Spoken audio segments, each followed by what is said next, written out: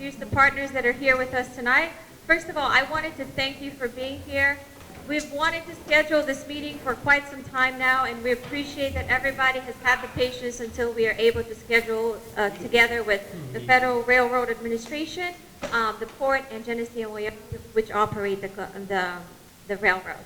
My name is Donna Lacayo. I'm the Chief Commercial Officer at the Port of Hueneme. I see a lot of friends and familiar faces here, so tonight, it's really about questions, updates about the port, updates about rail activity, and any questions that may come up from your side, we're happy to answer them. I've prepared a quick PowerPoint, it sounds like a lot, but it's really not a lot to me. It's about 17 slides, but a couple of them I'll go through very quickly. I just want you to have a visual of what we're talking about, and then there's a brief video about the railroad that you can kind of see what we do in very much a minute of a video. And some of you may have seen that video before, but don't say anything, please. Thank you. So welcome. Just a brief overview of the port governance. We are a public port of California. We're a special district of California. We were established in 1937 and built with private funding, and we issued bonds for the ability to build the port. We got a designation from the state of California as a special district of California, and since then we've been governed by elected officials. Those elected officials are elected by you for 4-year terms, and it's the citizens of the city of Port Hueneme and the city of Oxnard that are able to elect those commissioners. Currently, the president is Jess Herrera. He is one of the longest standing commissioner. He's over 25 plus years on the board. Vice President Jess Ramirez, Secretary Jason Hodge, Commissioner Marian Rooney, and Commissioner Manny Logan. And as you can see on the right side of this is the geopolitical map, which is the two cities of Port Hueneme and Oxnard are the citizens that are able to vote for commissioners. As I mentioned, we are very much a public port. We're a self-supporting port, meaning even if we were able to tax our constituents for our operations or infrastructure investment or improvement, we never have, we probably never will. So how do we support ourselves? From the operations of our customers and businesses that we have, whether it's real estate or ships coming in on the rail, this is the ability for us to be able to run a sufficient port, is to be able to operate it through those operations and facilities. And we were basically here to enforce the principles of sound public stewardship, maximizing potential of maritime-related commerce and regional economic benefits. And the mission is to be the preferred port for specialized cargo. Now, when we say specialized cargo, for the most part, I think you know what we mean. It's a bunch of bananas and a lot of cars, right? Okay. So I feel like I'm with people that are very familiar with the port, and if you have any questions, come up and right away, let me know. We don't have to wait until the end of this presentation. Anyhow, who are some of the customers here? You've seen the Maersk containers. This is a Sealand service. It's been here for about almost 3 years now. Yara, it's a non-hazardous, non-flammable fertilizer. They come in on tanker ships once a month. Bananas for Chiquita and Del Monte. And Glovis, Mission Produce, Honda and Kia, Del Monte, and of course, BMW. So, quick update on just the cargo types and some of the activities that have resulted in more cargo throughput have actually allowed us to have the best year ever last year. Why I wanted to mention that to you is because this directly translates into a lot of more economic activity for Ventura County in California and even the nation as a whole. We did an updated economic study, which was done at least twice before, and the results were very positive. So since 2013, which is our benchmark year when we started to do this economic study, we have grown jobs by 44%. This is in 5 short years, because we've been able to grow the cargo. The jobs that are associated with handling that cargo have also come. In addition to that, tax revenue has grown by 123% and economic activity over 113%. So some of your neighbors or some of you may already be working here. So we have direct jobs from the city of Port Hueneme of 350 people. The city is not the largest city in the county, as we know, so this is a big economic engine for the city here. Another big one is the Navy base Ventura County, which is our neighbor. then we have Ventura County, and then we have Amgen. And the fourth largest employer in the county is Port of Miami. So where do we do all of this? We mostly operate out of the north and south terminal. Many of you know what the port looks like. You probably walk around the promenade or you've been to the port on a port tour. So I don't want to belabor this slide, but if you have any questions about the facilities or what you're seeing there, let me know. Yeah? Okay. So we're able to do this amount of business because we have on-dock rail. We also have rail connections into facilities that are off-port in the city of Oxnard and on the Navy base side.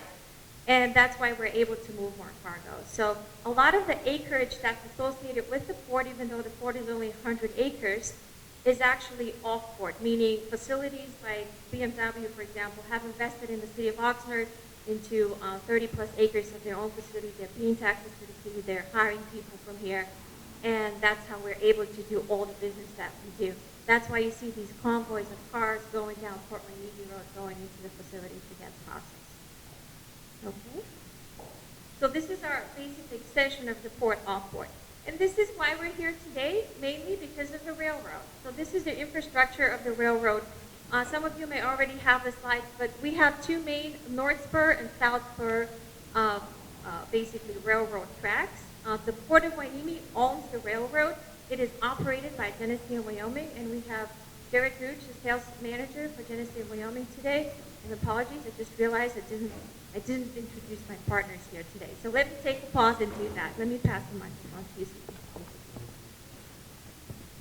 Yeah, as she said, my name is Derek Gooch. I'm the sales manager for the Genesee & Wyoming Railroad that does the local operations here. Good evening. My name is Joe Petito. I'm the representative from the Federal Railroad Administration. I'm the grade crossing specialist for Region 7, which encompasses California, Arizona, Nevada, Utah, and Hawaii. Although they don't send me to Hawaii, I was given Port Hueneme instead to come to. So pleasure to be here tonight. If you have any questions by the end of the evening, we're here to answer those questions for you. Thank you. Apologies for not introducing you sooner. But this is kind of the map of the railroad. Now, it connects to Union Pacific, which is a Class 1 railroad, right in the Oxnard Transit Center. And then it goes on to the entire North America, Canada, and even Mexico. Is there a question in the back? Yes. Did you have a question there? Oh, sorry. Okay. All right. Okay. So I can email you all the video. If you give me your email at the end of this, I'll email you the video play. But basically, it tells the story of the railroad being here since 1937. Ever since the port was established, there was a railroad here. So the railroad helps us bring in a lot of U.S.-made automobiles from, for example, South Carolina, like the BMWs from Spartanburg, South Carolina. They're being brought here on the railroad on the, I guess that's the South Spur, to be processed in Oxnard. After they're processed here, they go on to distributors to be sold on the West Coast. It also brings Mitsubishis that are made overseas into Texas. It works with the strawberries in Ventura County, and they ship them all the way to the Midwest to basically make Smuckers out of them. So there are a lot of businesses that are being supported by the railroad in addition to Clovis and the Navy base, Ventura County. And the video kind of brings it into perspective that taking trucks off the road is only possible if we use rail for a lot of that. Otherwise, congestion happens when we don't have railroad connection. And we all want to see less trucks on the road. So that's pretty much, I think I have a couple more slides, and then I would invite Jared to present about Genesee, Wyoming. Just briefly wanted to tell you the port is going through a dredging project. You've probably seen some of the press releases or some of the movement that's happened. We use the South Spur to bring in the sheet pilings. So Genesee and Wyoming use the South Spur all the way inside the dock to bring in the new sheet pilings that we have to replace the South Terminal berth 1 and 2 to reinforce the berths to support the new depth of 40 feet. We're also investing into modernization. We're tearing down a warehouse in the middle of the dock to make more space for cargo. We've repaved the terminal. We're investing in LED lighting and infrastructure to be able to plug in more and more equipment so it's electrified dock instead of running on diesel. And the ships are able to plug in as well. So anyhow, as they say, this is not my saying, but I like it. It takes green to go green. So we're doing it. Every dollar that we make, we're able to reinvest into greening the port further. That's why we're called the greenest port in the United States. We won that a couple of years ago at the U.S. Shipping Summit. We're very proud of it because it takes a lot of hard work to be able to be certified by Green Marine. It's a third party. It's kind of like an Energy Star certification for your electric washer and dryer at home. It's a third party that comes in and audits all of your framework of environmental sustainability, ensures that you're doing better every single year, and then it certifies you. We were the first port in California to get certified. So it's gotten us a lot of accolades, and guess what? We have to do bigger and better every year. So we're working on that as well. Some of the projects we're doing, as I mentioned, we now have charging stations for EVs outside that are available for the public. If you have an EV, come to the port and charge it. I use it myself, not for free. The ships are plugging in, and we also have LED lighting, as I mentioned, and we also have clean efficiency projects. For example, a third crane that's coming into the port, that's a mobile crane that works with the container ships, is going to be a hybrid crane. What does it mean? As soon as we can plug it in and we have the backbone of the electricity infrastructure on port, that crane is going to plug in. So everything that we do with new infrastructure and equipment is looking into that, of how we could have it zero emissions or near zero emissions. Last two slides, and of course I'm going to end with Banana Festival. I had to break that. I have to end with Banana Festival. Welcome to the port. If you've never been to the port and you just want to get to know your neighbor, come on the port tour. We do it for a lot of students, 120 tours a year, a lot of them from the city of Port Hueneme, schools all the way from second grade all the way through high school. We have a high school global logistics class, so seniors and juniors are able to come in and learn from our partners. So we do have ladders of opportunity, and we like to work with the kids, like selling students get paid internships at that class, and then put it on their resume and go on to bigger and better things. Banana Fest, free festival, free tours, waterside, bus side. It's every fourth Saturday of September, so the next one is September 28th. All right. So, of course, social media is available. I want to open it up to questions, but Jared has about 3 slides he wanted to show you as well with what the operations of the railroad are as our operator representative. And then we can open the floor to any questions. Are you comfortable with that, or do you want to ask me questions right now? All right, Jared, I think it's you. Okay. I was hoping for a lot of questions. My name is Jared. As mentioned earlier, I'm the sales marketing manager for the Ventura County Railroad.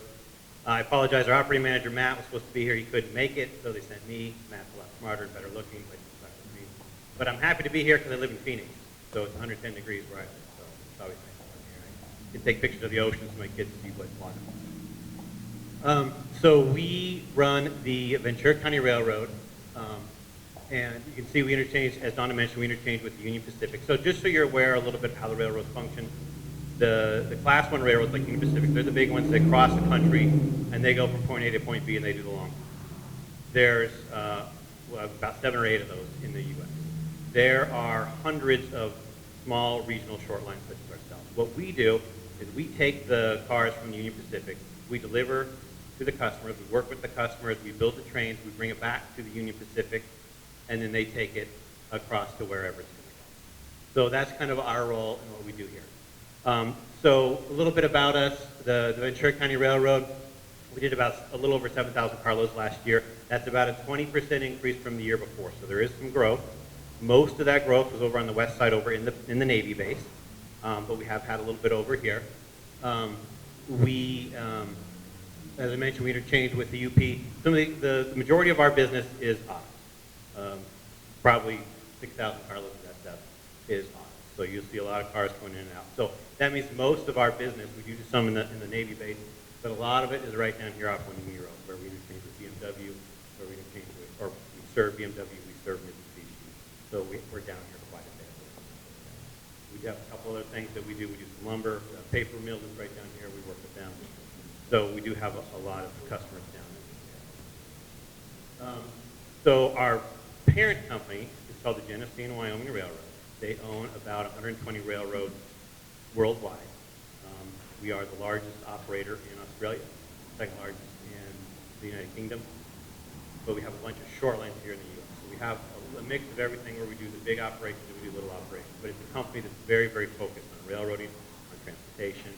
It's something that they take very seriously. And so what that means is we're going to try and do things the best way, the most efficient way, the safest. That's the priority. So what does that mean for you? Well, it means when we're coming in and out, we're going to obey the laws. We're going to honk our horn like we're supposed to every time we come to a crossing. We try not to run at night simply because we understand we want to be part of the community, but we do have legal guidelines that we have to follow. We're crossing the street. We're going to have the crossing. We're going to go at the mandated speed. I understand nobody likes it when we cross the streets because it does impact the auto traffic, but that's a reality of serving customers. We have to get across. And there's switching, so we drop off loads, we'll switch around, come back and pick up empties, and there's a lot of that. So we try and minimize it the best we can, but that just is the reality of serving those customers. And some of those customers have grown in their volume, which of course impacts things, and they have high months, low months, where they're trying to meet deadlines, so of course that puts stress on us to try and service them as best we can. So those are just some of the things that's going to be happening in the community. So this did not come across at all. What it says is our core purpose is to be the safest and most respected transportation provider in the world. But I don't know, that was the slide when we came in. But so you can't really see the top one. Again, I think the color got faded. I think it cut out all the orange on the slide. But I don't know. That's all right. So the top one, you can kind of see the gray bar. Those are the short lines in general in terms of their safety statistics. And what this does, this compares it by hours, not by miles, but by hours, in terms of hours worked. So it's a straight comparison against all the different railroads. Most short lines, such as us, have a higher injury rate. That's typically because the nature of what we do is more dangerous. We're stepping on and off equipment, we're crossing traffic, we're dealing with customers, stopping and starting. Whereas the class ones, they just hook it and haul, and they go. So theirs is not as inherently dangerous. So that being said, short lines are normally have higher injury rates. And then you can see the light blue is the class ones like Union Pacific and the big ones. The small or the darker blue is Genesee, Wyoming, which is our parent company, including this railroad here. We have the lowest injury rate of all the major railroad providers because we take safety seriously.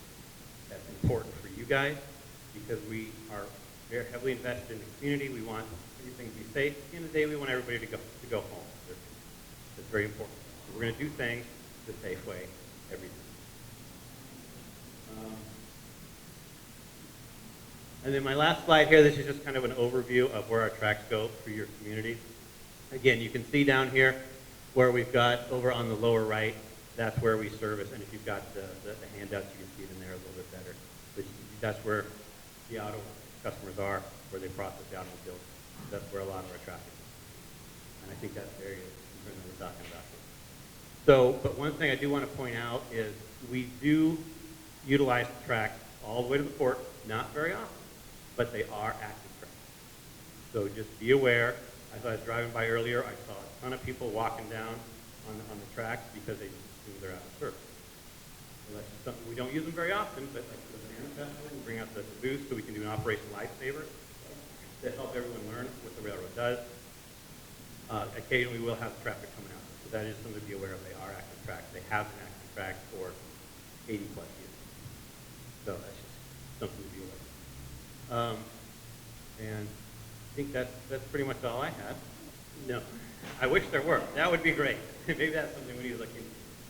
Part of the problem is, and again, as the community grows around railroads, this becomes a regular issue. But part of the problem is the needs of the customers change based upon the time of month and how many carloads they have coming out based upon their volumes, their demands.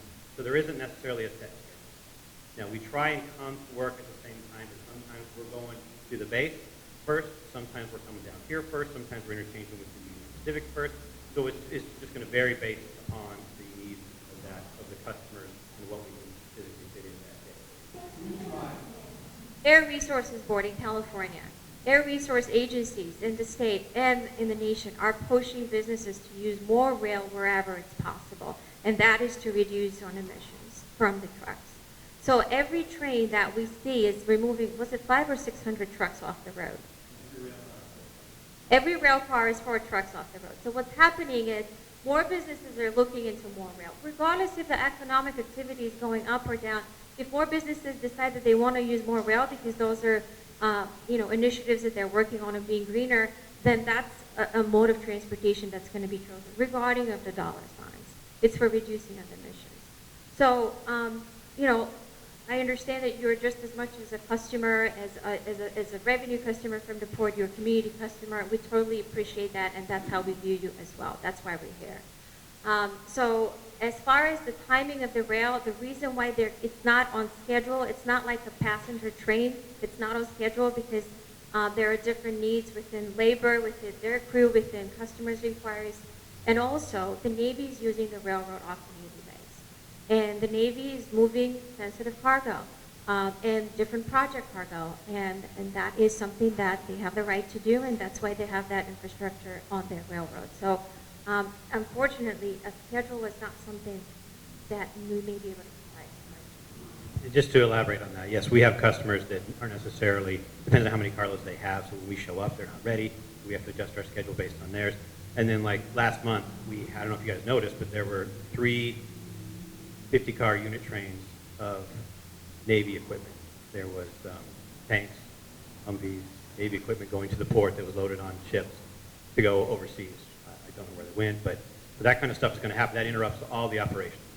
And they came in, they told us they were going to run at 2 in the morning, and there was nothing we could do about that. So that kind of stuff does happen, not very often, but that can happen. The third one you just said was the cutting off of it. So a couple of things. You may want to talk to it, but it's the Federal Railroad requirement that a horn is blown if they're crossing a road. And that's something that we could work on with the safe zone designation that we have to apply with from the city of Oxnard and the city of Fort Hueneme, probably in conjunction together. They have to apply with CPUC, I guess it's the California Engineers approval, and then they'll have to come out, inspect the crossing, and see, if the safety requirement's already there, or if not, or what will it take to improve it to get it to the safe level, and then if it's at that level, it gets approved for not having to blow the horn. There is a solution for that. And, let's go back to your first question. Is the city of Fort Hueneme getting any of this, meaning railcar volume or revenue sharing? Revenue. Oh, yeah, absolutely. So revenue sharing, as far as that's concerned, we have 3 different agreements that are in effect right now with the city of Fort Hueneme. Approximately 11% of our total revenue, if not 12% of our total revenue, goes directly in the general fund of the city of Fort Hueneme. We represent approximately 12, I think close to 13, maybe depending on the year, percent of your general fund revenue annually. On certain years, depending on what expenses we've had at the Port of Hueneme, actually the city of Fort Hueneme may make a little more than we do as a port authority. So that is one of the most generous, if not the most generous, revenue sharing that you will see with a public port in the nation. There was a survey done to American Association of Port And Authorities. that's irrespective, so that's not just for the parking. That's for all of our revenue at the port. In addition to that, there's a community benefit fund that's in the neighborhood of $100,000 plus annually. That is for projects that are mutually agreed upon between our commission and your council to benefit the community. So there are many ways that we support the city of Fort Hueneme. We're very happy to do that. And as we grow our revenue, and I didn't think this is going to be a revenue conversation, but you asked it, as we grow our business, that translates into growing your general fund as well. Switching to rail Yes. instead of people driving will not affect how much money the city gets. They will It's- not get less because it's using the railroad instead of people parking and then driving. No, because the business comes through the port for the most part, so it's based on, the contract specified how it is, but the railroad only benefits us in a way that we're able to do more business through that infrastructure as well, in addition to the truck. So if we take that out of the equation, we may not see the same volume coming in through the ship. Through And the the port. number of cars, railroad cars you're expecting in a week's period of time? He could speak to the volumes, but do you want to talk about volumes? Well, let's see, on the south side where we have the BMW and the Mitsubishi, which is the area of concern that we talked about. I'm not counting the rail business inside the port or inside the Navy base. I'm just talking about here south side on Wanimi Road. We do probably 3,500 cars a year. That's just a rough estimate. So So not all cars that come on the ship are actually going on the rail, okay? So on average, a ship takes about 5,000 cars, to be completely full, but we're not the only port that they call. So they may discharge 1,000 units or 1,500 units, sometimes up to 2,000, but A depend. month? No, a ship. A We, ship. we do 340,000 cars annually through the port of Miami that come on the ships or exported or imported. That's automobile cars, not rail cars. So we're talking two different things. It's a little confusing. But how many automobile cars can you fit in a rail car? it depends on the size, but 15 to 20 typically. So if you're concerned about volume, again, the railroad is a strategic asset to the port and to the Navy. It's basically the only way we're able to do as much business as we're doing and grow it is having the use of railroad where appropriate. But not all of the cars that come off the ships go on it. Well, there are 3 different agreements in addition to convoy fees. So if you look at it that way, it's more than probably, $3 or $4 a car. No, it's more, what I'm saying. And I'm not sure, don't quote me on that because I'm not sure exactly what the number is. But generally speaking, about $1.8 million of our revenue is going into your general fund. And next year, that may be in the neighborhood of $2 million. It's going to be record. So it's pretty much, I want to say maybe doubled in the last 7 years or so. You have had some really good people negotiate those revenue sharing agreements. So they're working well.